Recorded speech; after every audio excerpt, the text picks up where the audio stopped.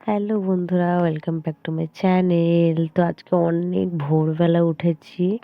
তো উঠে নিয়ে দেখো রেডি করে নিচ্ছি ব্যাগপত্র। আর ব্যাগপত্র রেডি করে নিচ্ছি কারণ যাব হলো গিয়ে মামার বাড়ি। অনেক বছর পর, মানে আমার মেয়ে যখন 1 মাস ছিল তখন গেছিলাম, তারপরে আর যাইনি। আমার মেয়ে আজকে 4 বছর 3-4 মাস হয়ে গেছে। তো এই যে ব্যাগটা গুছাচ্ছি, কি নেব না নেব বুঝতে পারছি না। আর না, সত্যি কথা বলতে মানে শীতকালে গেলে পরে কোথাও জামার থেকে সোয়েটার গাদা হয়ে যায়। তো এই হয়েছে ব্যাপার। তো আমি ব্যাগটা যেহেতু রাতেই রেডি করে রেখেছিলাম আর ভোরবেলাতেই যে উঠে পড়েছি, আর উঠে নিয়ে এত ঠান্ডা এদিকে ওয়েস্ট বেঙ্গলে, সেই ভোর 4টের সময় উঠে পড়েছি। উঠে নিয়ে রেডি হয়ে গেছি, মানে শীতে মনে হচ্ছে কাঁপছি, এরকম একটা ব্যাপার। তো আমি আমার মেয়ে সবাই রেডি হয়ে গেছি, আর আমি আমার মেয়ে আমার বাবা মা আর আমার মাসি আমরা যাব হচ্ছে 3 জনে। আর আমার বাবা আর ভাই ওরা যাবে পরে। তো হলো গিয়ে যে আমরা বাস স্ট্যান্ডের কাছে এসে দাঁড়িয়েছি।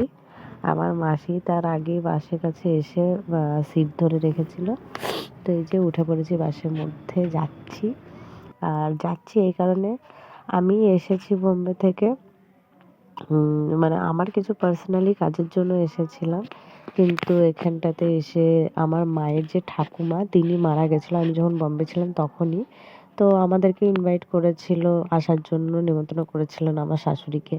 তো আমার শাশুড়ি যখন বললো যে তুমি যখন বাড়িতেই আছো তাহলে যাবে, তো সেই কারণে যাচ্ছি। আর আমি যেদিনকে বম্বে মানে ট্রেনে ছিলাম সেই দিনকে হলো গিয়ে আমার দাদু মারা গেছে, মানে আমার বাবার কাকা। তো আমি ওইদিকে যাব না, যেহেতু আমি আমার বাড়ি মানে যাইনি, অনেক বছর যাইনি। বিয়ে মানে আমি যখন বোধহয় 6-7-এ পড়তাম তখন গেছি, এরকম একটা ব্যাপার। তো এখন আমার বিয়ে হয়ে বাচ্চা হয়ে গেছে। তো যাই হোক, যাচ্ছি এই কারণেই। আর আমার মেয়েকে সবাই দেখতে চেয়েছিল, তো সেই কারণেও যাচ্ছি। আর যিনি মারা গেছেন উনিও আমার মেয়েকে আমাকে দেখতে চেয়েছিল। আমরা তো ভিডিও কল করেছিলাম যখন মারা গেছিল তখন। তো মারা যাওয়ার আগে ভিডিও কল করেছিলাম, তখন আমাকে দেখেছিল, আমার মেয়েকে দেখেছিল। কিন্তু মানে সবই শেষ হয়ে গেছিল। জাস্ট হলো গিয়ে মানে একটু নিঃশ্বাসটা নিচ্ছিল, এই হলো ব্যাপার। তো যাই হোক, খুবই খারাপ লাগছে। আর উনার না বয়সও হয়ে গেছিলো অনেক। তো যাই হোক, বয়স্ক মানুষ কষ্ট পাওয়ার থেকে হয়ে যাওয়াটাই ভালো। তো ওনার শান্তি কামনা করি। আর এই যে নৌকা করে পার হতে হয়, বাসে করে আসতে হয়, বাস থেকে এসে রিক্সা, রিক্সা থেকে নৌকা করে পার হয়ে আবার একটা বাস ধরতে হয়, তারপর মামার বাড়ি পৌঁছাতে পারবো। তো এই যে কত বছর পর যে এলাম, এই যে সবুজ চারিদিকে, মানে মাঝখান দিয়ে রাস্তা আর 2 দিকে হলো এই সবুজে গাছ এটা ওটা। তো অনেক টায়ার্ড হয়ে গেছি, আর গরম প্রচণ্ড লাগছিল। মানে ভোরবেলায় বেরিয়েছি তখন তো ঠান্ডা লাগছিল, আর এখন অনেক গরম লাগছে। আর তারপরেও আর কি সোয়েটার মোয়েটার পরে সারাদিন না খেয়ে না, তাই আর ভালো লাগছে না একদম ভোরবেলাতে। আর শ্রেয়সী না বমি করছিল, মানে বাসের মধ্যে। ও তো বাসে কখনো চাপেনি, এই যে ফার্স্ট টাইম চাপলো। আর এখানকার বাসগুলো ওখানকার বাসগুলোতে একটু আলাদাই হয়। তো এসে নিয়ে আমরা একটু ড্রেস ট্রেস চেঞ্জ করে আমরা ফ্রেশ হয়ে গেলাম, যে ওখানটাতে ওই যে কাজকর্ম চালু হবে সেই কারণে সবাই এসেছে, কান্নাকাটি করছে। তো খুবই খারাপ লাগে, কিন্তু যাই হোক, এটা তো হলো সুখের যে ওনার আর কি মানে নাতি পুতি নাতি নাতনি, তাদের নাতি নাতনি সবাইকে দেখে যেতে পারলেন। মানে আমার মায়ের ঠাকুমা, তাহলে বোঝা যাচ্ছে আমার মায়ের ঠাকুমা না আমার বড় মা, আবার আমার বাচ্চা আছে। তো এই হলো ব্যাপার। তো যাই হোক, ওদের একটু কাজকর্ম হওয়ার পরে স্নান টান করে নিয়ে ওরা আবার যাবে রেডি হতে। মানে কি কি সব কাজকর্ম থাকে না সব, শ্রাদ্ধ টাদ্ধ এসব হয়। আর আমার মাসির বাড়ি হলো একদম কাছেই। তো সে একবার করে আমার মাসির বাড়ি যাচ্ছে, একবার আমাদের বাড়ি আসছে। আর এখানে এদিকে মানুষ মারা গেছে সেই তো কান্নাকাটি, আর এদিকে সেই পুজো মানে সরস্বতী পুজো করেছে সেই সবের হলো গিয়ে ওরা নাচ গান করছে, মানুষও বোঝে না।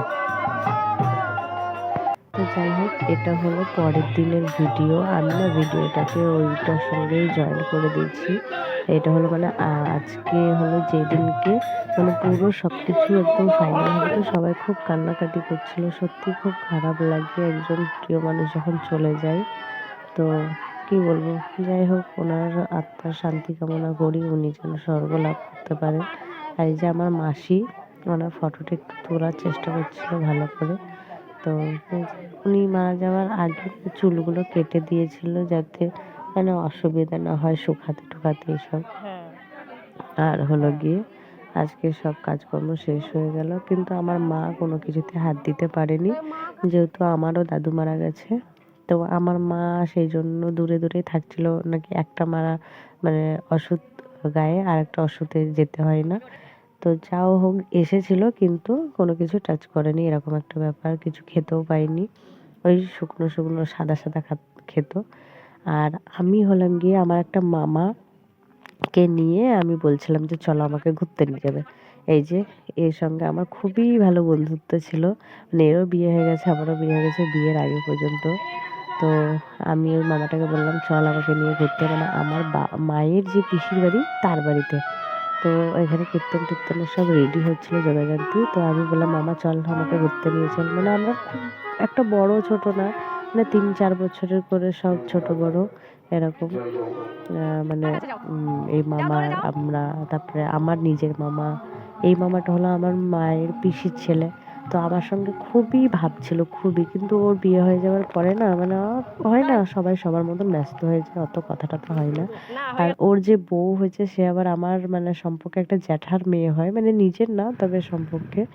ও আবার মানে কি একটু উল্টো ধরনের মানে সব সম্পর্ক বোঝে না, কারোর সঙ্গে কথা বলতে চায় না, এরকম একটা। তো যাই হোক ওই মামাটা বাইক ছিল, সে বাইক নিয়ে আমরা এসেছিলাম। আমার ওই আরও যে মামাগুলো আছে মানে আমার মায়ের পিসির বাড়ি একদম সব কাছে কাছে, বাইক নিয়ে ঘোরাঘুরি হয়। আর এই বাড়িতে আছে অনেক মামা, মানে আমি ফার্স্ট টাইম এলাম, মানে আমি ছোটোর থেকে কোনো বাড়ি আসিনি, এই বিয়ে হয়ে বাচ্চা নিয়ে একদম এলাম। তো যাই হোক এসে নিয়ে এই মামাটা অন্য একটা জায়গায় ঘর বানিয়েছিল, সেই ওদের বাড়িতে চা টা খাওয়া দাওয়া মিষ্টি, যেহেতু ষষ্ঠী রসগোল্লা খেতে ভালোবাসে। তারপর ওরা তো খুবই ভালোবাসলো ষষ্ঠীকে, যে তোর মেয়ে যে এত আপন করে নিতে পারে সবাইকে এত জলদি। তো এদিকে কীর্তন টীর্তন হচ্ছিল, আমরা তার মধ্যে চলে এসেছিলাম।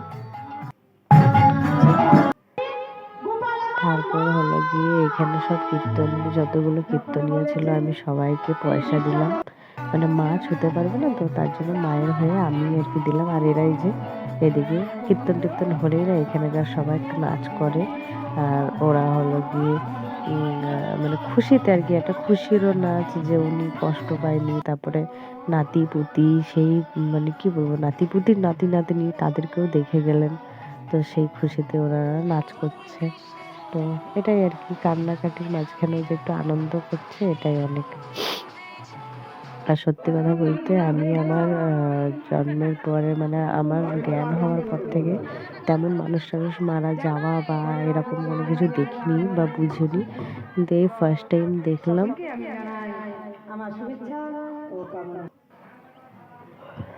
আর তারপর আমি চলে এসেছিলাম আমার মাসির বাড়ি। আমার মাসির বাড়ি যে কত গাছ টাছ লাগিয়েছে। তারপর খাওয়া দাওয়া করে নিলাম, ভোজ খেয়ে।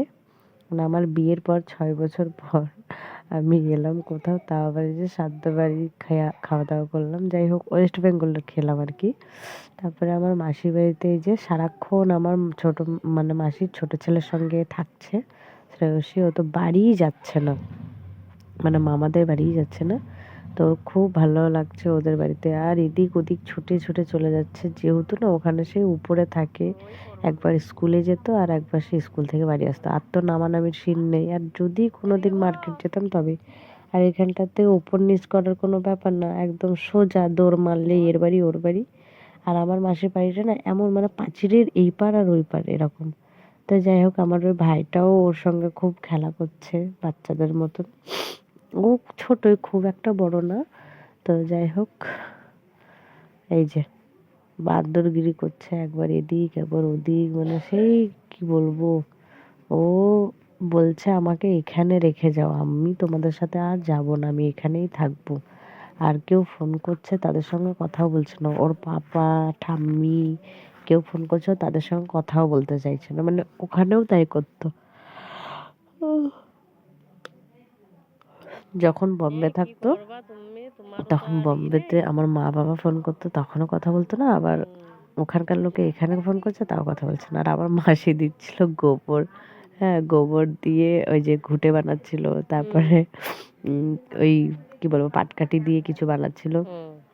তা আমি বলছিলাম যে তুমি কি চিকেন ললিপপ, চিকেন পকোড়া এগুলো বানাচ্ছ? বলে হ্যাঁ, হ্যাঁ। তারপর হলো গিয়ে আমি মাসিদের বাড়িতে রান্না টান্না করলাম, নিজে নিজেই খাওয়া দাওয়া